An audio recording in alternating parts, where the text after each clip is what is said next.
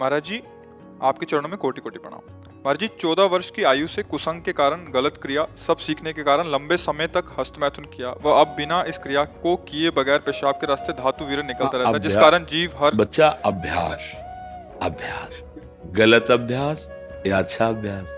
देखो आप गलत अभ्यास में पड़ गए, इसलिए हम प्राय चीख चीख के वो इसलिए पढ़ा कि उन्होंने बोला हड्डी सीधी नहीं, जीव का कोई दिनचर्या नहीं है, पढ़ाई भी छोड़ दी और आत्महत्या करने का मन होता है, जैसे आप कहते हैं महाराज जी लक्ष्य। जय श्री राधा महाराज जी। महाराज जी, इस बच्चे की मैं माता जी हूँ, उसके पिताजी नहीं है पिछले 4 साल से। तो ये बच्चा, इसका इलाज भी चल रहा है दिल्ली एम्स से, तो डॉक्टर्स ने मना कर दिया कि हमारे पास ट्रीटमेंट नहीं बचा है, वो इसको करंट के ऑर्डर्स कर दिए थे। ये बातें तो हम चीख चीख के पहले से बोल रहे हैं, जबकि हम तो भगवत मार्ग के पति की इस गंदी वार्ता को क्यों हम सुने, क्यों बोले। पर हमें लगता है हमारी नई पीढ़ी जो है इस गंदे आचरणों में ऐसे पहुंचती जा रही। आप सच्ची मानिए, यदि आप हस्तमैथुन करेंगे नई अवस्था में तो ब्याह होने के बाद आप गृहस्थी लायक नहीं रहेंगे, संतान उत्पन्न करने लायक नहीं रहेंगे, आपकी क्षमता नहीं रहेगी। अब देखो कह रहे हैं ना, बिना किसी कारण के वीरपात हो। महाराज जी, बिना बात के डर लगता है, घबराहट। बच्चा, सारा खेल उसी का है।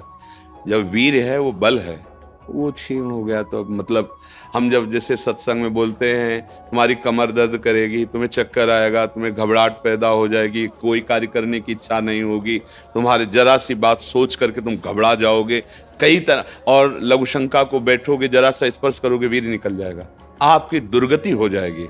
तो हम ऐसे थोड़ी बोल रहे हैं महाराज जी, जिंदगी जीने का बिल्कुल जीवन जीने का मन है महाराज। लेकिन अगर आप हमारी बात मानो तो अभी कुछ नहीं बिगड़ा है, सब ठीक हो जाएगा। आप अच्छे आदमी बन सकते हो, आप स्वस्थ बन सकते हो, क्योंकि अभी आप में इतना आत्मबल है कि अपनी कमी को समाज में कह दिया। देखो अगर बहुत वैसे सोचो ना तो हिम्मत नहीं पड़ेगी ये बात कहने, क्योंकि गंदा आचरण है ना, लेकिन तुम्हारे अंदर अभी आत्मबल है, तुम अभी सुधर सकते हो। पहला नियम कि कैसी, जब तुम मरने के लिए तैयार हो, एक बात समझो, तो तुम इससे ज्यादा और कष्ट कौन सह सकते हो। जिसने मृत्यु का वरण कर लिया, तुम तो सबसे बड़े कष्ट को सहने की हिम्मत आ गई। तो तुम हस्तमैथुन के लिए अपने हाथों को संयम में रखो।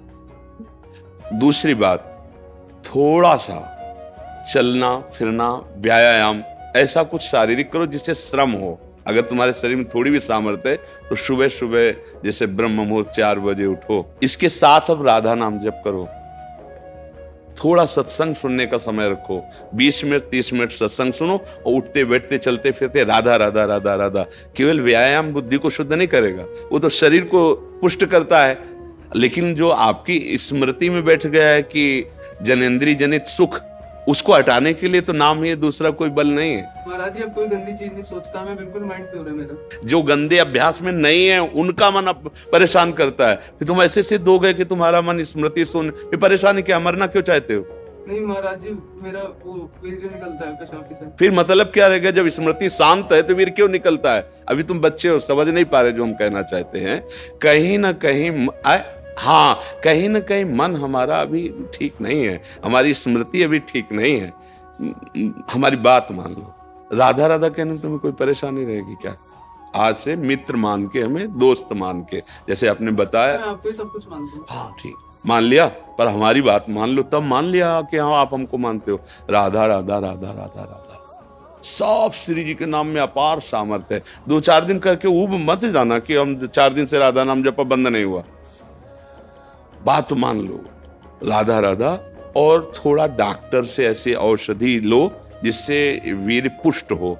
कई प्रकार की ऐसी आयुर्वेदिक औषधियां आती हैं जो वीर्य को पुष्ट करती हैं, और अगर वो थोड़ा वीर्य पुष्ट हो और आप थोड़ा व्यायाम करें नित्य नियम से और थोड़ी देर सत्संग सुने, नाम जप करें, तो निश्चित परिवर्तन हो जाएगा, निश्चित परिवर्तन हो। भगवान में